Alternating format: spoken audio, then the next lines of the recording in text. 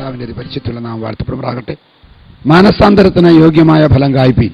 ഇതാണ് നമ്മൾ ഈ ദിവസങ്ങളിൽ ചിന്തിച്ചുകൊണ്ടിരിക്കുന്ന വിഷയം. ലൂക്കോസ് എഴുതിയ സുവിശേഷം 3-ാം അധ്യായം 7 മുതലുള്ള വാക്യങ്ങൾ. സർപ്പസന്തതികളെ, വരുവാനുള്ള കോപത്തെ ഒഴിഞ്ഞ് ഓടിപ്പോകുവാൻ നിങ്ങൾക്ക് ഉപദേശിച്ചു തന്നതാർ.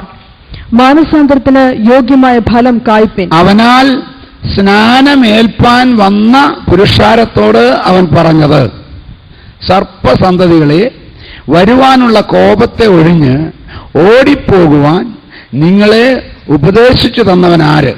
എന്നിട്ട് പറഞ്ഞു, മാനസാന്തരത്തിന് യോഗ്യമായ ഫലം കായ്പീൻ.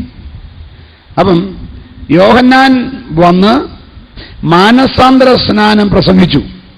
Price the lord, hallelujah. 3-ാം അധ്യായം 3-ാം വാക്യം. അവൻ യോർദാൻ അരികെയുള്ള നാട്ടിലൊക്കെയും വന്ന് പാപമോചനത്തിനായുള്ള മാനസാന്തര സ്നാനം പ്രസംഗിച്ചു. അവൻ യോർദാൻ അരികെയുള്ള നാട്ടിലൊക്കെയും വന്ന് പാപമോചനത്തിനായുള്ള മാനസാന്തര സ്നാനം പ്രസംഗിച്ചു. Price the lord, hallelujah. ചുമ്മാ വന്നങ്ങ് പ്രസംഗിക്കുകയല്ല ചെയ്തത്. ആ പ്രസംഗത്തിന്റെ മുമ്പിൽ ദൈവത്തിന്റെ ഒരു നിയോഗമുണ്ടായിരുന്നു. പ്രസംഗിക്കുന്നവര് വളരെ ശ്രദ്ധിക്കേണ്ട ഒരു കാര്യമാണ്. തരം കിട്ടുന്നിടത്തെല്ലാം കയറി പ്രസംഗിക്കല്ലേ. ദൈവത്തിന്റെ നിയോഗമുണ്ടാകണം. 2-ാം വാക്യത്തിൽ അത് വായിക്കുന്നു. ഹന്നാവും കയ്യഫാവും മഹാപുരോഹിതന്മാരായും ഇരിക്കും കാലം സക്കറിയാവിന്റെ മകനായ യോഹന്നാന് മരുഭൂമിയിൽ വെച്ച് ദൈവത്തിന്റെ അരുളപ്പാടുണ്ടായി. Praise the lord. സക്കറിയാവിന്റെ മകനായ യോഹന്നാന് മരുഭൂമിയിൽ വെച്ച് ദൈവത്തിന്റെ അരുളപ്പാടുണ്ടായി. ദൈവവചനത്തിൽ നമ്മൾ വായിക്കുമ്പോൾ യേശുവിന്റെ വഴി ഒരുക്കുവാൻ വന്ന യോഹന്നാൻ വളർന്ന് ആത്മാവിൽ ബലപ്പെട്ട് ഇസ്രായേലിന് തന്നെത്താൻ കാണിക്കുന്നത് വരെയുള്ള നാളുകൾ. 1-ാം അധ്യായം 80-ാം വാക്യം. പൈതൽ വളർന്നു ആത്മാവിൽ ബലപ്പെട്ടു, അവൻ ഇസ്രായേലിനെ തന്നെത്താൻ കാണിക്കും നാൾ വരെ മരുഭൂമിയിലായിരുന്നു. യോഹന്നാനെ കുറിച്ച് പറയുകയാണ്, പൈതൽ വളർന്നു ആത്മാവിൽ ബലപ്പെട്ടു, അവൻ ഇസ്രായേലിന് തന്നെത്താൻ കാണിക്കുന്നത് വരെ മരുഭൂമിയിലായിരുന്നു. യോഹന്നാന്റെ ജനനത്തിന് ശേഷം യോഹന്നാൻ മരുഭൂമിയിലായിരുന്നു. ആ മരുഭൂമിയിൽ നിന്ന് യോഹന്നാൻ ദൈവത്തിന്റെ അരുളപ്പാട് ലഭിച്ചപ്പോൾ മരുഭൂമിയിൽ നിന്ന് പുറപ്പെട്ട് യോർദാൻ തീരപ്രദേശങ്ങൾ വന്നു. അവിടെ വന്നിട്ട്, അതാണ് 3-ാം അധ്യായത്തിൽ നമ്മൾ വായിച്ചത്, അവിടെ വന്നിട്ട് മാനസാന്തര സ്നാനം പ്രസംഗിച്ചു. മാനസാന്തര സ്നാനം പ്രസംഗിച്ചപ്പോൾ ദൈവസ്തോത്രം, വന്ന ജനം മാനസാന്തര സ്നാനത്തിന്റെ പ്രസംഗം കേട്ടുവന്നവരാണ്. Praise the lord. മാനസാന്തരപ്പെട്ടു വന്നവരാണ്. പക്ഷെ അവരോട് യോഹന്നാൻ പറഞ്ഞു,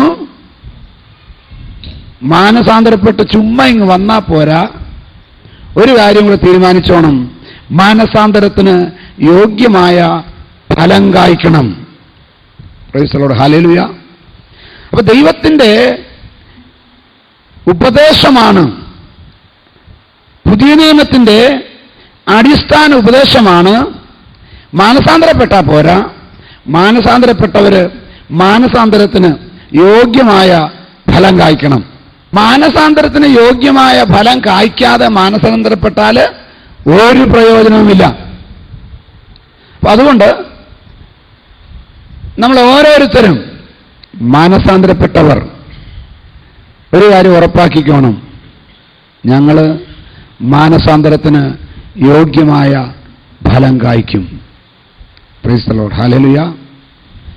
മാനസാന്തരത്തിന് യോഗ്യമായ ഫലം കായ്ക്കും.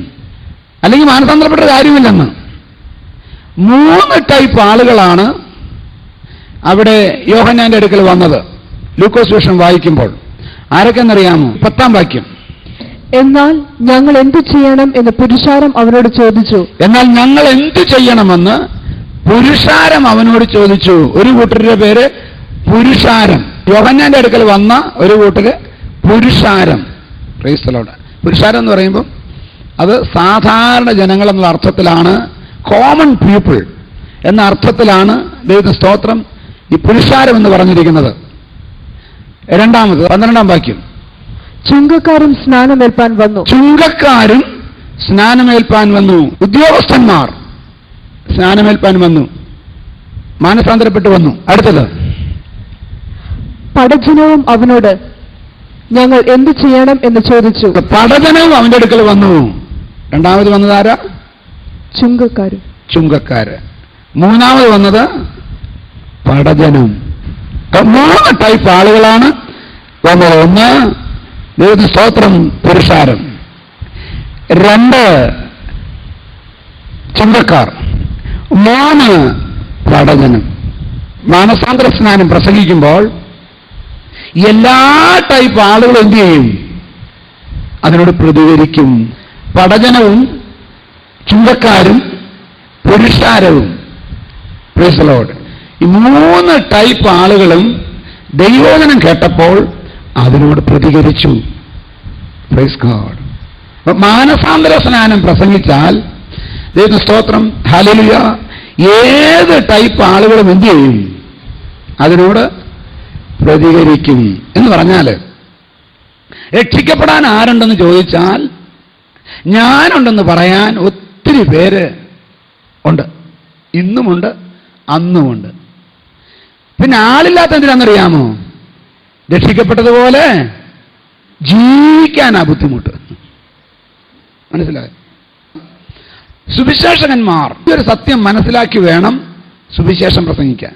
പാസ്റ്റർമാർ ഈ ഒരു സത്യം മനസ്സിലാക്കി വേണം സഭ നടത്താൻ. ദൈവദാസന്മാർ ഇത് മനസ്സിലാക്കി വേണം ദൈവത്തിന്റെ വേല ചെയ്യുവാൻ.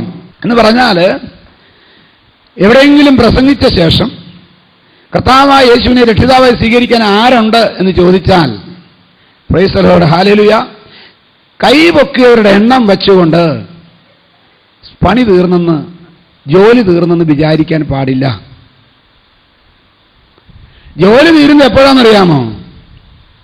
ഇവര് നിത്യരാജ്യത്തിന് അവകാശികളായി തീരത്തക്കവണ്ണം ദൈവിക വെളിപ്പാടുകൾ പ്രാപിച്ച് ഈ ലോകത്തില്, സമൂഹത്തില്, സഭയില് മാതൃകയുള്ള വിശ്വാസികളായി ജീവിക്കുമ്പോഴാണ് ഇയാളുടെ പണി തീരുന്നത്. ആമേൻ. അത് തീരുന്നത് വരെ ഒരു സുവിശേഷകന് ആത്മാക്കളുടെ മേൽ ഉത്തരവാദിത്വമുണ്ട്. ഈ ഉത്തരവാദിത്വം ഉണ്ടെന്ന് എനിക്ക് ബോധ്യമുള്ളത് കൊണ്ടാണ് എന്നെ പലർക്കും പിടിക്കാത്തത്. ഏത് അച്ചായനായാലും ഏത് കൊച്ചമ്മയായാലും സഭയ്ക്കകത്തിരുന്നാൽ ദൈവം ആഗ്രഹിക്കുന്ന പോലെ ഒരു ജീവിതത്തിന്റെ ഉടമകളായി മാറണം. അത് സാധിച്ചില്ലെങ്കിൽ തൽക്കാലം നമ്മൾ തമ്മിൽ നല്ല റിലേഷൻ ആയിരിക്കുന്നേ ഉള്ളൂ. ഒരു പണക്കവും കാണത്തില്ല, വളരെ സന്തോഷമായിരിക്കും. ബേബി പാസ്റ്റർ, ഇത്ര നല്ലൊരു പാസ്റ്ററിൽ നിന്നൊരു സർട്ടിഫിക്കറ്റ് എല്ലാവരും പറഞ്ഞു തന്നിരിക്കും. പക്ഷേ ഞാൻ അങ്ങോട്ട് ചെല്ലുമ്പോൾ എനിക്ക് സർട്ടിഫിക്കറ്റ് തന്ന പകുതിയും അവിടെ കാണത്തില്ല. Price the Lord.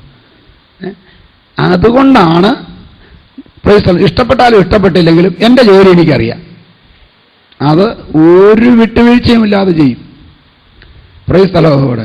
വിട്ടുവീഴ്ച കാണിച്ചാൽ ആളുകളുടെ എണ്ണം കൂടിയെന്നിരിക്കും, പക്ഷേ ഇവിടെ വെച്ചേ ആ എണ്ണം കാണത്തുള്ളൂ, അവിടെ ചെല്ലുമ്പോൾ കാണത്തില്ല. എൻ്റെ ഉദ്ദേശം അവിടെ ചെല്ലണം, അവിടെ കാണണം. ദൈവത്തിന് സ്തോത്രം. ദൈവവചനത്തിൽ ഇപ്രകാരം പറഞ്ഞത് നിങ്ങൾ വായിച്ചു കാണുമായിരിക്കും. 2 കണ്ണുള്ളവനായി നരകത്തിൽ പോകുന്നതിനേക്കാൾ ഒറ്റക്കണ്ണനായി സ്വർഗത്തിൽ കടക്കുന്നത് നല്ലത്. 2 കാലുള്ളവനായി 2 കൈയുള്ളവനായി നരകത്തിൽ പോകുന്നതിനേക്കാൾ 1 കൈയും 1 കാലുമുള്ളവനായി സ്വർഗത്തിൽ പോകുന്നത് നല്ലത്. Price the Lord. ഇതാണ് ദൈവവചനത്തിന്റെ പ്രമാണം. അപ്പോൾ അതുകൊണ്ട് ദൈവത്തിന് സ്തോത്രം, ദൈവവചനം കൈയാളുന്ന ദൈവദാസന്മാർ ഈ ഒരു ഉദ്ദേശം വെച്ച് വേണം ശുശ്രൂഷിക്കാൻ. പല ദൈവദാസന്മാരും ഒരു ചിരിയിൽ നിർത്താൻ നോക്കും കാര്യങ്ങൾ. It is very very wrong policy. സത്യം അറിയാമെങ്കിൽ ചിരിയൊന്നുമല്ല, കാര്യം പറഞ്ഞോണം. സത്യം പറഞ്ഞിട്ട് ഛേദം വന്നാലും മാറാത്തവൻ. ആരെയും പ്രസാദിപ്പിക്കണ്ട, ആരുടെ മുഖവും നോക്കണ്ട. ഒരു കാര്യം മനസ്സിലാക്കണം, ഈ ദൈവദാസൻ എന്നും എവിടെയും ഏതവസ്ഥയിലും സത്യത്തിന്റെ മോടെ നിൽക്കും.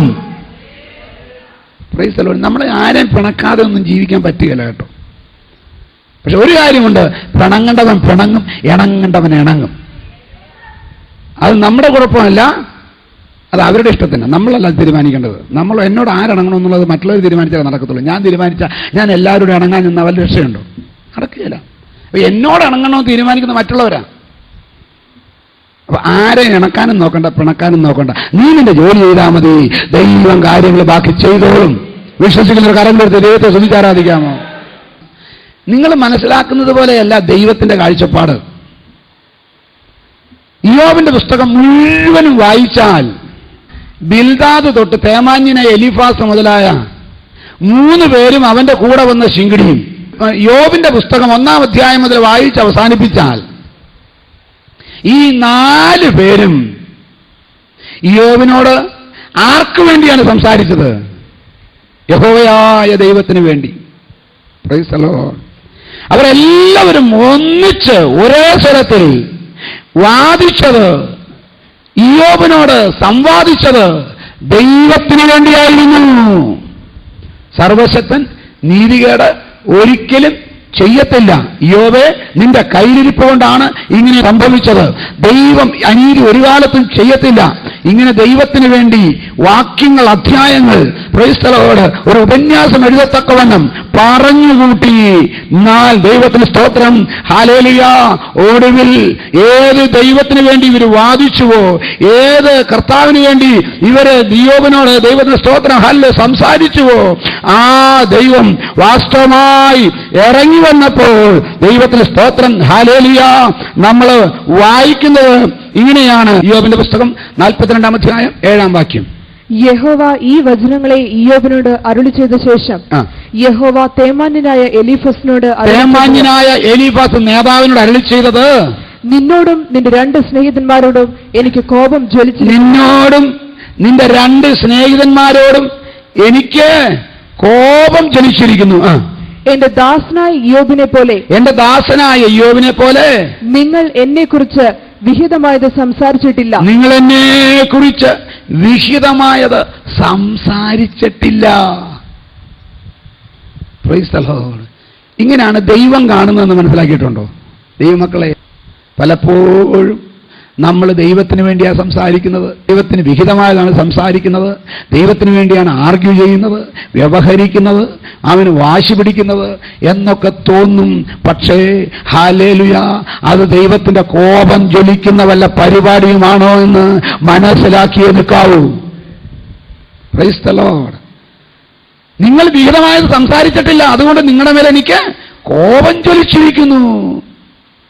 എന്നെ ഭയപ്പെടുത്തിയ ഒരു വിഷയമാണ്. അതുകൊണ്ട് ഹല്ലേലൂയ, ഈ ഭാഗങ്ങളെല്ലാം പഠിച്ചപ്പോൾ ഞാനെത്തിയ തീരുമാനമാണ്, ആർക്കും ഇഷ്ടപ്പെട്ടില്ലെങ്കിലും ദൈവത്തിന് വിഹിതമായതേ നമ്മൾ സംസാരിക്കാവൂ. ആർക്കും ഇഷ്ടപ്പെട്ടില്ലെങ്കിലും ദൈവത്തിന് ഹിതമായതേ ചെയ്യാവൂ. Price the lord. ഹല്ലേലൂയ. മനുഷ്യനെ പ്രീതിപ്പെടുത്തിയാൽ പ്രതിഫലം ആര് തരും? മനുഷ്യൻ തരും.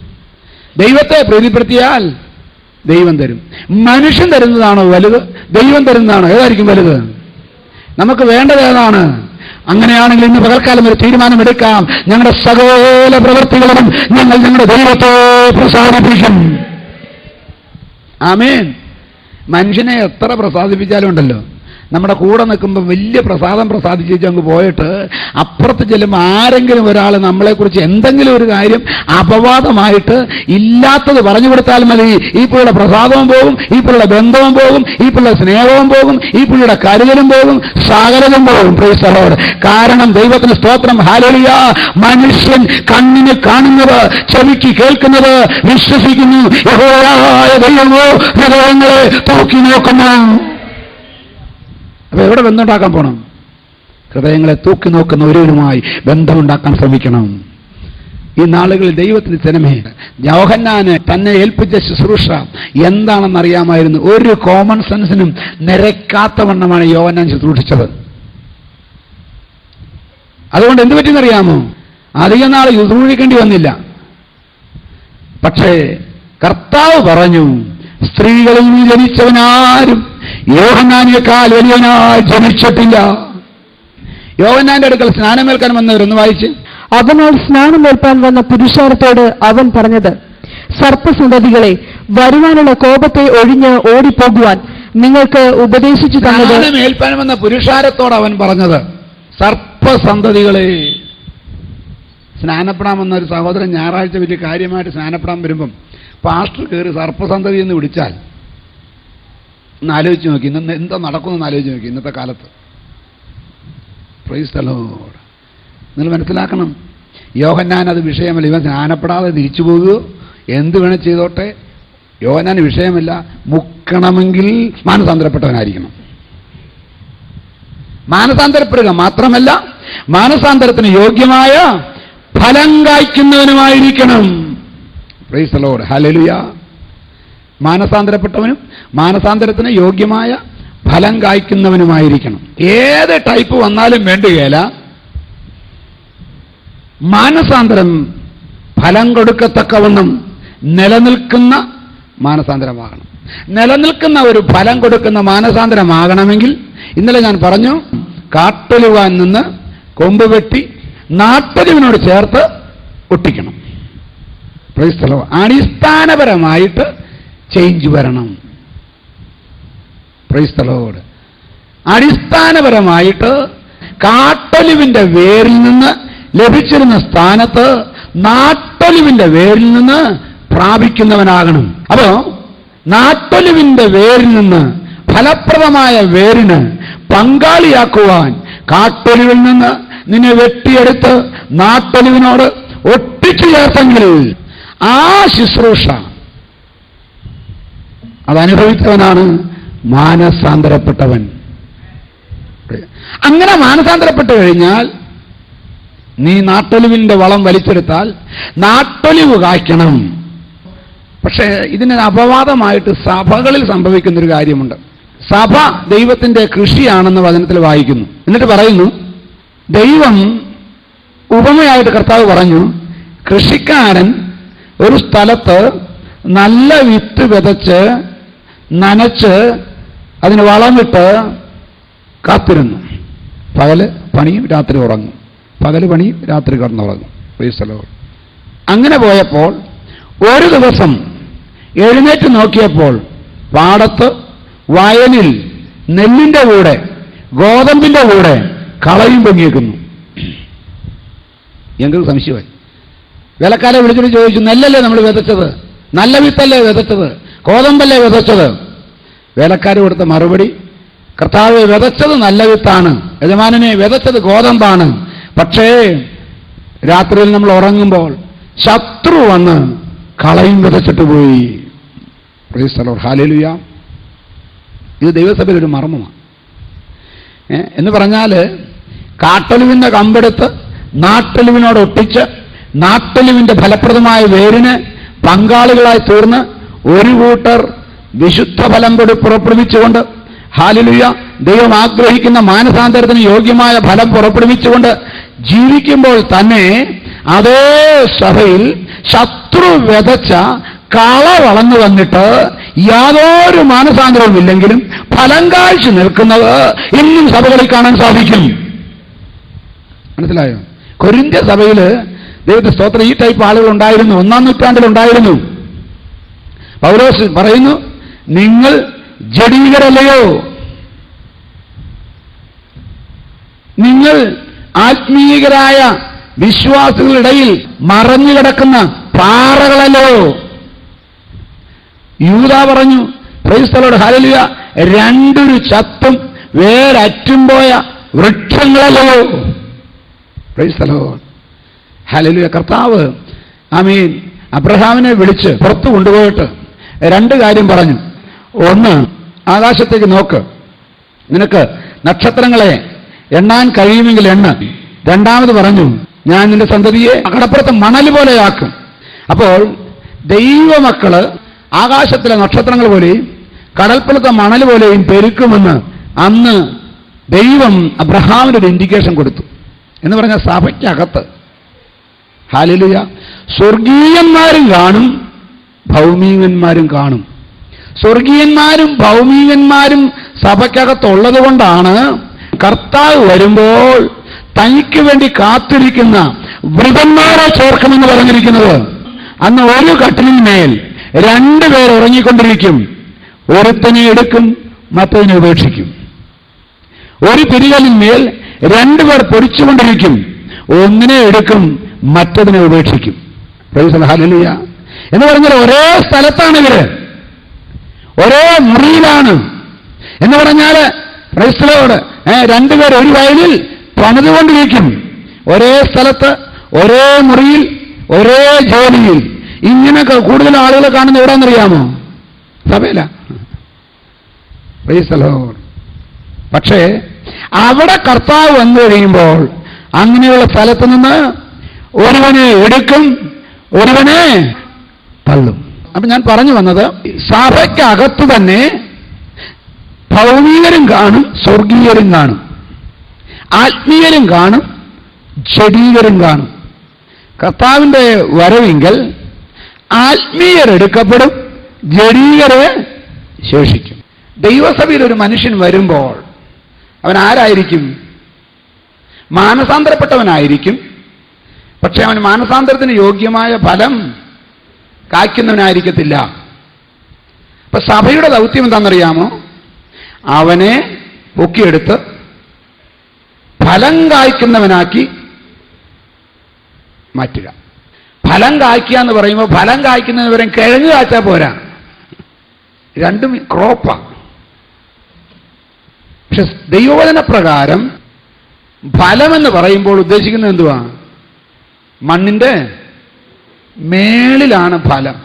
മണ്ണിന് താഴെ ഉണ്ടാകുന്നത് ഫലമല്ല, കിഴങ്ങ. ചിലർ കായ്ക്കുന്നത് കിഴങ്ങ, ഫലം കായ്ക്കുകയില്ല. പക്ഷെ ഒരു കാര്യം മനസ്സിലാക്കണം, കിഴങ്ങ് കായ്ക്കുന്ന സാധനം എന്ത് ചെയ്യും? പൂക്കാൻ പറ്റും, അത് കായാകാൻ പറ്റും. മാനസാന്തരപ്പെട്ടു വരുന്ന ജനം തന്നെയാണ് സഭയ്ക്കകത്ത്. പക്ഷെ അവർക്ക് എന്ത് സാധിക്കുന്നില്ല? ഫലം കായ്ക്കുന്നത് ശരിയല്ല. അപ്പൊ അതുകൊണ്ട് എന്ത് ചെയ്യണമെന്നറിയാമോ? ഇവര് മാനസാന്തരത്തിന് യോഗ്യമായ ഫലം കായ്ക്കത്തക്കവണ്ണം ഇവരിങ്ങോട്ട് വന്നു കഴിയുമ്പോൾ തന്നെ അവരെ തൽക്കാലം രണ്ട് വിധത്തിൽ ഹാൻഡിൽ ചെയ്യാം. അവരെ ഒരു ക്യൂവിലിടണം. ആ ക്യൂ എന്ന് പറയുന്നത്, ആശുപത്രിയിൽ ചെന്ന ഡോക്ടറെ കാണാനായിട്ട് ആളുകൾ മിക്കവാറും നിൽക്കുന്നത് ക്യൂ ആയിട്ട്. അപ്പൊ ഈ മുമ്പിൽ നിൽക്കുന്നവൻ തൊട്ട് പിറകി നിൽക്കുന്നത് വരെയുള്ളവന്റെ ഉദ്ദേശം ഡോക്ടറെ അടുത്ത് വരണം. ഡോക്ടറെ അടുത്ത് വരുന്നത് എന്തിനാ? സുഖമാകണം, രോഗം മാറണം. അപ്പൊ ആരോഗ്യമില്ലാത്ത ഒരുവൻ അവിടെ നിന്ന് വന്നിട്ട് ആരോഗ്യമുള്ളവനായിട്ട് ഇങ്ങോട്ട് പോകണം, ഇതാണ് ഉദ്ദേശം. ഡോക്ടറെ സ്ഥാനത്ത് നിൽക്കുന്നത് ദൈവദാസന്മാരാണ്. ആത്മീയനല്ലാത്ത ഒരുവൻ അവിടെ നിന്ന് വന്നു കഴിയുമ്പോൾ അവനെ പിടിച്ച് ആത്മീയനാക്കി വിടുകയാണ് ശുശ്രൂഷകന്റെ ജോലി. അതിന് പകരം ഈ സഹായം ചെയ്യാൻ നിൽക്കുന്ന ശുശ്രൂഷകൻ ഈ പരിപാടിക്ക് പകരം പലയിടത്തും ചെയ്യുന്ന എങ്ങനെയെന്നറിയാമോ? ഒരുത്തനെ കൈ കിട്ടിയാൽ അവന്റെ പോക്കറ്റും അവന്റെ ഇതെല്ലാം അടിച്ച് മാറ്റിയിട്ട് അവനെ സ്വർഗത്തിലോട്ട് വിടും. Praise the lord. ഇതല്ല ശുശ്രൂഷ. ശുശ്രൂഷ, ഇപ്പൊ ഡോക്ടറെ കാണാൻ വരുന്ന രോഗി മുമ്പിൽ വന്നിരിക്കുമ്പോൾ, praise the lord, doctor stethoscope വെച്ച് പുറകിൽ നോക്കി, മുമ്പിൽ നോക്കി, സൈഡിൽ നോക്കി, എന്നിട്ട് പറഞ്ഞു കണ്ണടച്ച് കഴിഞ്ഞപ്പോൾ പതുക്കെ നീ മരുന്നും കുറിച്ച് വിട്ടാൽ ശരിയാവുമോ? ചിലരുടെ പോക്കറ്റ് അടിച്ച് പോകുന്ന അറിയുന്ന പോലുമില്ല. Praise the lord. ദൈവവൈതലേ, മാനസാന്തരത്തിന് യോഗ്യമായ ഫലം കായ്ക്കത്തക്കവണ്ണം ദൈവസഭയ്ക്കകത്ത് വരുന്ന വ്യക്തി രൂപാന്തരം പ്രാപിക്കണം. ഹല്ലേലൂയ. അങ്ങനെ രൂപാന്തരം പ്രാപിക്കുവാൻ വരുന്ന മുറയ്ക്ക് അവനെ ദൈവവചനം കൊണ്ട് ഡീൽ ചെയ്യണം. ലേഖനം 4:12. ദൈവത്തിന്റെ വചനം ജീവനും ചൈതന്യവുമുള്ളതായി, ദൈവത്തിന്റെ വചനം ജീവനും ചൈതന്യവുമുള്ളതായി, ഇരുവായ്ത്തലയുള്ള ഏത്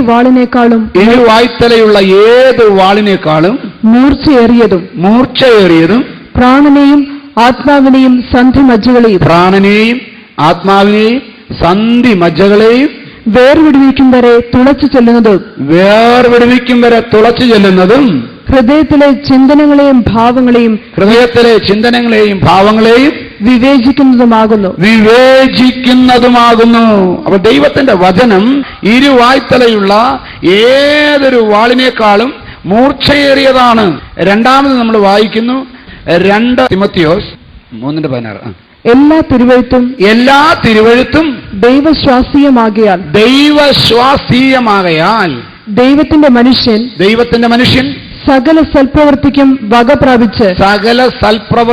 വക പ്രാപിച്ച് തികഞ്ഞവനാകേണ്ടതിന് ഉപദേശത്തിനും ശാസനത്തിനും ഗുണീകരണത്തിനും നീതിയിലെ അഭ്യാസത്തിനും പ്രയോജനമുള്ളതാകുന്നു. സാധാരണ മനുഷ്യനെ അവൻ ദൈവമനുഷ്യനായി തീർന്നാൽ അവനെ ഗുണപ്പെടുത്തിയെടുക്കാൻ ഉള്ള ആയുധമാണ് ദൈവത്തിന്റെ വചനം.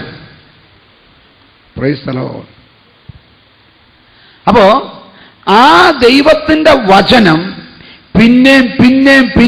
പിന്നെയും പ്രസംഗിച്ച് പഠിപ്പിച്ച് അവരെ കൊണ്ട് വായിപ്പിച്ച് അവരെ കൊണ്ട് ചിന്തിപ്പിച്ച് അത് ധ്യാനിപ്പിച്ച് പ്രൈസ് ദി ലോർഡ് നാളുകൾ കൊണ്ട് ഇവരെ എങ്ങനെയാക്കിയെടുക്കണം? മാനസാന്തരത്തിന് യോഗ്യമായ ഫലം കായ്ക്കുന്നവരാക്കി മാറ്റണം.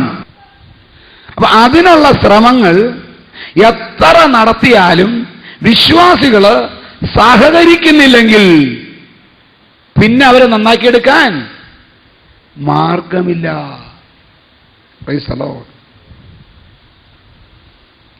അപ്പം ദൈവവചനത്തിൽ കൂടെ ദൈവമക്കളെ പൂർണ്ണമായും ഫലം കായ്ക്കുന്നവരാക്കി മാറ്റുവാൻ ദൈവത്തിന്റെ പദ്ധതി ഏത് മനുഷ്യനെയും നിങ്ങൾ വായിച്ച തിമോത്തിയോസ് 3:16 എല്ലാ തിരുവഴുത്തും ദൈവശ്വാസീയമാകയാൽ ദൈവത്തിന്റെ മനുഷ്യൻ സകല സൽപ്രവൃത്തിക്കും വക പ്രാപിച്ച് തികഞ്ഞവനാകേണ്ടതിന് ഉപദേശത്തിനും ദൈവത്തിന്റെ മനുഷ്യൻ സകല സൽപ്രവൃത്തിക്കും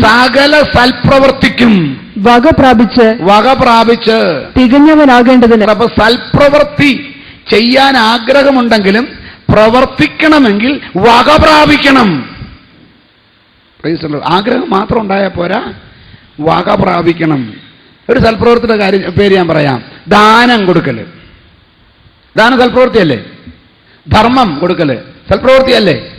പക്ഷേ ദാനം കൊടുക്കാനും ധർമ്മം കൊടുക്കാനും എനിക്ക് മനസ്സുണ്ടെങ്കിലും ഞാൻ ഈ പേഴ്സ് അങ്ങോട്ട് എടുത്ത് തുറന്നു കഴിയുമ്പോൾ ദൈവത്തിന് സ്തോത്രം, ഈ കൊടുക്കാൻ തക്കോണം എന്തെങ്കിലും അതിനകത്ത് ഉണ്ടായിരിക്കണം. ഇന്നത്തെ കുഴപ്പമെന്ന് പറയും, ഇല്ലാത്തവനൊക്കെ ഭയങ്കര മനസ്സാണ്. എനിക്ക് അതുണ്ടായിരുന്നെങ്കിൽ ഞാൻ അപ്പം കൊടുത്തേനെ, ഇതുണ്ടായിരുന്നു ഞാൻ ഇപ്പം അങ്ങോട്ട് കൊടുത്തേനെ, അത് കിട്ടിയിരുന്നില്ല അപ്പം കൊടുത്തേനെ.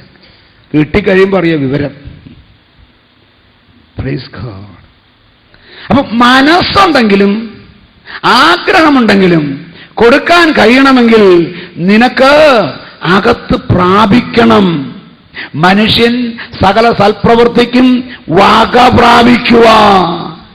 ഇന്ന് പകൽക്കാലം കേൾക്കുന്ന വചനം ഉള്ളത്തിൽ സംഗ്രഹിച്ച് അത് മനസ്സിലാക്കി അതിനെ ധ്യാനിച്ച് അത് ഏറ്റെടുത്ത് നിത്യജീവിതത്തിൽ അത് പകർത്തുവാൻ കഴിയുന്നവരെ ഓർത്ത് ഞാൻ ദൈവത്തെ സ്തുതിക്കുകയാണ്. വക പ്രാപിക്കണമെങ്കിൽ ഇത് കൊള്ളാവുന്നതാണെന്ന് കണ്ട് പെറുക്കി വയ്ക്കണം. ഞങ്ങളുടെ പിള്ളേരൊക്കെ കുഞ്ഞുങ്ങളായിരുന്നപ്പോൾ ഒരു കളി കളിക്കും, ബാങ്ക് കളിക്കുക എന്നിട്ടാണ് പറയുന്നത്. Price the Lord. എല്ലാത്തിൻ്റെ കയ്യിൽ നിറച്ച് കാശാണ്. 100-ന്റെ 500-ന്റെ 1000-ന്റെ പ്രൈസ് ദി ലോർഡ്. എല്ലാത്തിൻ്റെ കയ്യിൽ നിറച്ച. ഞാൻ എന്നോട് പറഞ്ഞൊരു ദിവസം പിള്ളേർ കളിച്ചുകൊണ്ടിരിക്കുക, ഞാൻ ബാങ്ക് കളിക്കുക എന്ന് പറഞ്ഞു. എടാ കയ്യിൽ എന്നാന്ന് ചോദിച്ചു. എല്ലാം പണമാണ്. നോക്കിയപ്പോൾ എന്നാ കുറെ അങ്ങോട്ട് കുറെ വെള്ളക്കള്ളാസ് പിടിച്ചു വെച്ചേക്കുക. എല്ലാത്തിനും കയ്യിലുണ്ട്. അത് അങ്ങോട്ട് കൊടുക്കുന്നു, അത് ഇങ്ങോട്ട് കൊടുക്കുന്നു, അത് കടം കൊടുക്കുന്നു, അത് ലോൺ കൊടുക്കുന്നു. Price the lord. ഹല്ലേലൂയ. അപ്പൊ ഈ ബാങ്ക് കളിക്കുന്ന പോലെ ഞാൻ കുറെ കടലാസ് എടുത്ത് എന്റെ പേഴ്സിനകത്ത് തിരികെ വെച്ചിട്ട് ഇതുകൊണ്ട് ദാനം നടത്തിയാലോ അടി എപ്പോ കിട്ടും നോക്കിയാൽ മതി. പിച്ചക്കാരന് വരെ കൊടുത്താൽ തല്ലുള്ളൂ. Price the Lord. അപ്പം സൽപ്രവർത്തികൾക്ക് വക പ്രാപിക്കണമെങ്കിൽ അതിന് തക്കവണ്ണമുള്ളത് നീ സംഗ്രഹിക്കണം. ആമേൻ.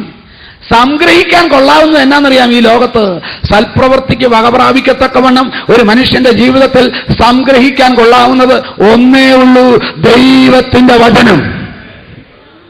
അതുകൊണ്ടാണ് ഫെസിറ്റി ചർച്ചിൽ ഇത് വായിക്കണമെന്നും പഠിക്കണമെന്നും ഓർക്കണമെന്നും ആമേൻ പ്രസംഗിക്കണമെന്നും ആവർത്തിച്ച് പറയുന്നത്.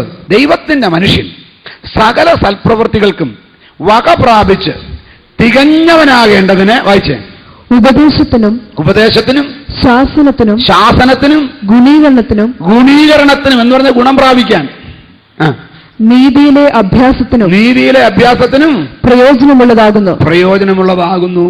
ദൈവത്തിന് സ്തോത്രം. ഹല്ലേലൂയ. ഇന്ന് പകല് ഞാൻ ഇവിടെ ഇരിക്കുന്ന മാതാപിതാക്കളോട് ഞാൻ സത്യം പറയട്ടെ, നിങ്ങളുടെ കുഞ്ഞുങ്ങൾ അനുസരണം കെട്ടവരാണെങ്കിൽ, നിങ്ങളുടെ കുഞ്ഞുങ്ങൾ അഹങ്കാരികളാണെങ്കിൽ, നിങ്ങളുടെ കുഞ്ഞുങ്ങൾ തിമോത്തിയോസിൽ പറഞ്ഞിരിക്കുന്ന പോലെ അമ്മയപ്പന്മാരെ അനുസരിക്കാത്തവരും വമ്പ് പറയുന്നവരും കനിവില്ലാത്തവരും വാത്സല്യമറ്റവരും, പ്രൈസ് ദി ലോർഡ്, ഹല്ലേലൂയ, ഇങ്ങനെ ആ പട്ടികയിൽപ്പെട്ട സ്വഭാവ ഗുണമുള്ളവരാണെങ്കിൽ അവരെ നന്നാക്കിയെടുക്കാൻ ഒരൊറ്റ മരുന്നുണ്ട്. അത് ദൈവത്തിന്റെ വചനമാണ്. അതങ്ങോട്ട് പിള്ളേര് വായിക്കുകയും കേൾക്കുകയും ധ്യാനിക്കുകയും ചെയ്യട്ടെ. ദൈവത്തിന് സ്തോത്രം. ഹല്ലേലൂയ. നിങ്ങളുടെ കുഞ്ഞുങ്ങളുടെ ഹൃദയത്തിന്റെ അകത്തു നിന്ന് വ്യത്യാസം വരാൻ തുടങ്ങും. പക്ഷേ ഇന്ന് ഇത്രയും വചനങ്ങൾ ചർച്ചിൽ ചെന്ന് കേട്ടിട്ടും ചില കുഞ്ഞുങ്ങൾക്ക് രൂപാന്തരം വരാത്തതെന്നറിയാമോ?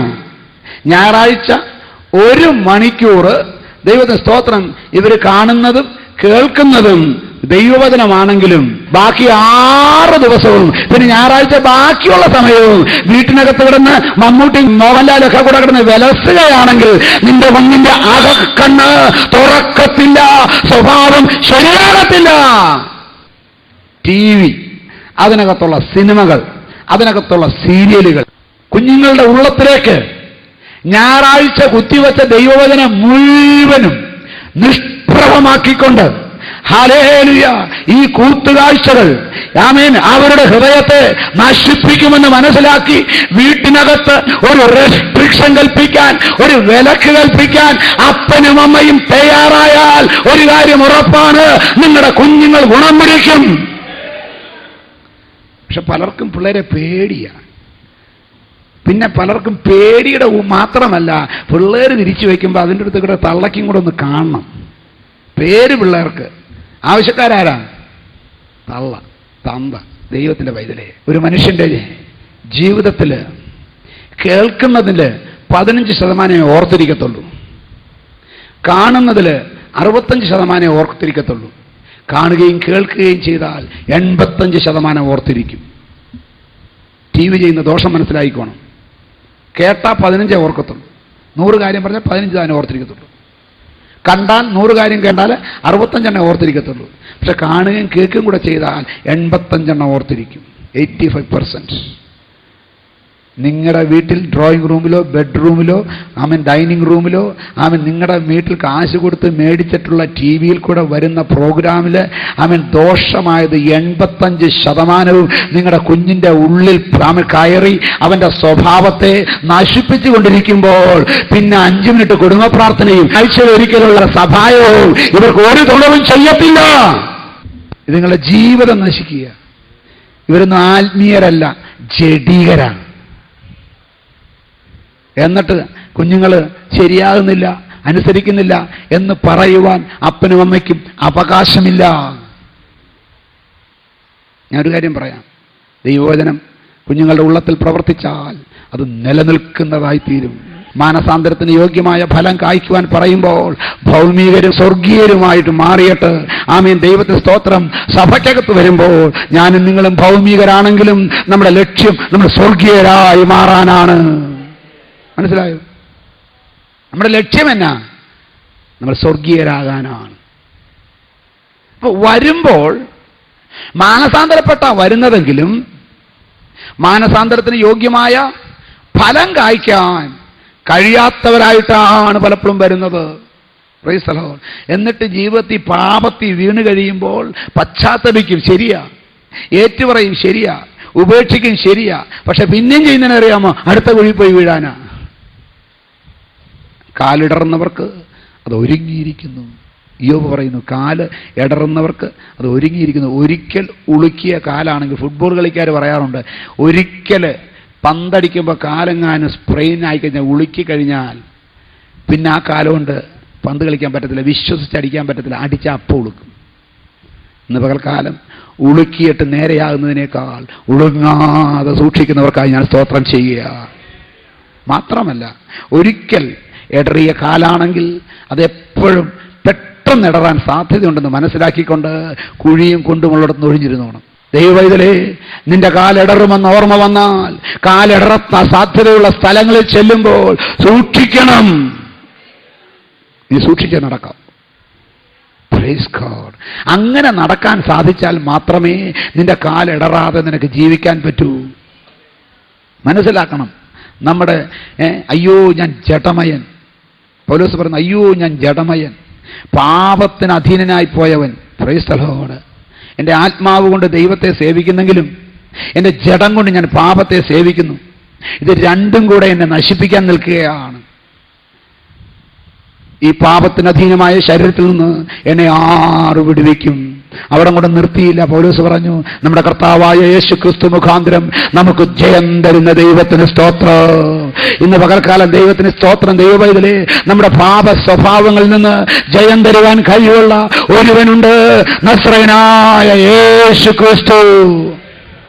അപ്പൊ കർത്താവിന് മാത്രമേ നമ്മളെ ഒരു പെർഫെക്ഷനിലേക്ക് നടത്താൻ പറ്റൂ. പെർഫെക്റ്റ് ആകാൻ ആഗ്രഹമുണ്ടെങ്കിലും ഈ കർത്താവിൽ ആശ്രയിക്കുന്നില്ലെങ്കിൽ പറ്റത്തില്ല. കർത്താവിൽ ആശ്രയിക്കുക എന്ന് പറയുമ്പോൾ ദൈവത്തിന്റെ വചനം പറയുന്നു, റോമാലേഖനം 10-ാം അധ്യായം 6 മുതലുള്ള വാക്യങ്ങൾ. വിശ്വാസത്താലുള്ള നീതിയോ ഇവണ്ണം പറയുന്നു, ക്രിസ്തുവിനെ ഇറക്കണം എന്ന് വിചാരിച്ച് ആർ സ്വർഗത്തിൽ കയറുമെന്നോ, ക്രിസ്തുവിനെ മരിച്ചവരുടെ ഇടയിൽ നിന്ന് കയറ്റണം എന്ന് വിചാരിച്ച് ആർ പാതാളത്തിൽ ഇറങ്ങുമെന്നോ നിന്റെ ഹൃദയത്തിൽ പറയരുത്. വിശ്വാസത്താലുള്ള നീതിയെക്കുറിച്ച് പൗലോസ് വിശദീകരിച്ചു വരുമ്പോൾ, ക്രിസ്തുവിനെ സ്വർഗത്തിൽ നിന്ന് ഇറക്കണമെന്നോ പാതാളത്തിൽ കയറണം എന്ന് പറഞ്ഞാൽ കർത്താവ് വന്ന് എന്നോട് സംസാരിക്കണമെന്ന് ആരും ഹൃദയത്തിൽ പറയരുത്. കർത്താവ് എന്നെ കൈക്ക് പിടിച്ച് നടത്തണമെന്ന് ആരും ഹൃദയത്തിൽ പറയരുത്. പിന്നെയോ പഠിച്ചത്, എന്നാൽ അതെന്ത് പറയുന്നു? അതെന്ത് പറയുന്നു? വചനം നിനക്ക് സമീപമായി. വിശ്വാസത്താലുള്ള നീതി പറയുന്നു, വചനം നിനക്ക് സമീപമായി, നിന്റെ വായിലും നിന്റെ ഹൃദയത്തിലും ഇരിക്കുന്നു. നിന്റെ ഹൃദയത്തിലും ഇരിക്കുന്നു. അപ്പൊ ഈ വചനം വായിക്കുമ്പോൾ, ഈ വചനം കേൾക്കുമ്പോൾ, ദൈവത്തിന് സ്തോത്രം, ഹല്ലേലൂയ, ദൈവത്തിന്റെ പരിശുദ്ധാത്മാവ് ഈ വചനത്തിൽ കൂടെ നമ്മിൽ പ്രവർത്തിക്കും. യോഹന്നാന്റെ സുവിശേഷം 16-ാം അധ്യായം 7-8 വാക്യങ്ങൾ. എന്നാൽ ഞാൻ നിങ്ങളോട് സത്യം പറയുന്നു, ഞാൻ പോകുന്നത് നിങ്ങൾക്ക് പ്രയോജനം. ഞാൻ പോകാഞ്ഞാൽ കാരുസ്യൻ നിങ്ങളുടെ അടുക്കൽ വരികയില്ല. ഞാൻ പോയാൽ അവനെ നിങ്ങളുടെ അടുക്കൽ അയക്കും. അവൻ വന്ന് പാപത്തെക്കുറിച്ചും നീതിയെക്കുറിച്ചും ന്യായവിധിയെക്കുറിച്ചും ലോകത്തിന് ബോധം വരുത്തും. ദൈവത്തിന്റെ പരിശുദ്ധാത്മാവാണ് പാപത്തെക്കുറിച്ചും നീതിയെക്കുറിച്ചും ന്യായവിധിയെക്കുറിച്ചും ബോധം വരുത്തുന്നത്. അത് വചനത്തിൽ കൂടെയാണ്. അതുകൊണ്ടാണ് പ്രൈസ് ദി ലോർഡ്, ഒരു മനുഷ്യൻ രക്ഷിക്കപ്പെടുവാൻ ദൈവവചനം ആവശ്യമായിരിക്കുന്നത്. റോമാലേഖനം 10-ാം അധ്യായം 11 വായിച്ചു. അവനിൽ വിശ്വസിക്കുന്നവൻ ഒരുത്തനും ലജ്ജിച്ചു പോകുകയില്ല. അവനിൽ വിശ്വസിക്കുന്നവൻ ഒരുത്തനും ലജ്ജിച്ചു പോകുകയില്ല എന്ന് തിരുവെഴുത്തിൽ അരുളി ചെയ്യുന്നുവല്ലോ. യഹൂദൻ എന്നും യവനൻ എന്നും വ്യത്യാസമില്ല, എല്ലാവർക്കും കർത്താവ് ഒരുവൻ തന്നെ.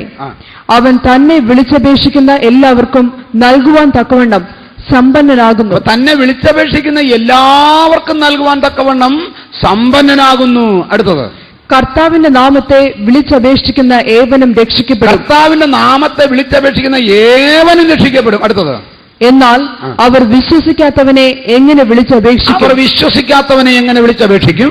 അവർ കേട്ടിട്ടില്ലാത്തവനിൽ എങ്ങനെ വിശ്വസിക്കും? അവർ കേട്ടിട്ടില്ലാത്തവനെ എങ്ങനെ വിശ്വസിക്കും? പ്രസംഗിക്കുന്നവനില്ലാതെ എങ്ങനെ കേൾക്കും? പ്രസംഗിക്കുന്നവനില്ലാതെ എങ്ങനെ കേൾക്കും? ആരും അയക്കാതെ എങ്ങനെ പ്രസംഗിക്കും? ആരും അയക്കാതെ എങ്ങനെ പ്രസംഗിക്കും? നന്മ സുവിശേഷിക്കുന്നവരുടെ കാൽ എത്ര മനോഹരം എന്ന് എഴുതിയിരിക്കുന്നുവല്ലോ.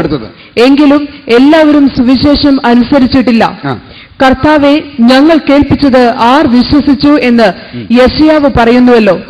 ആകയാൽ വിശ്വാസം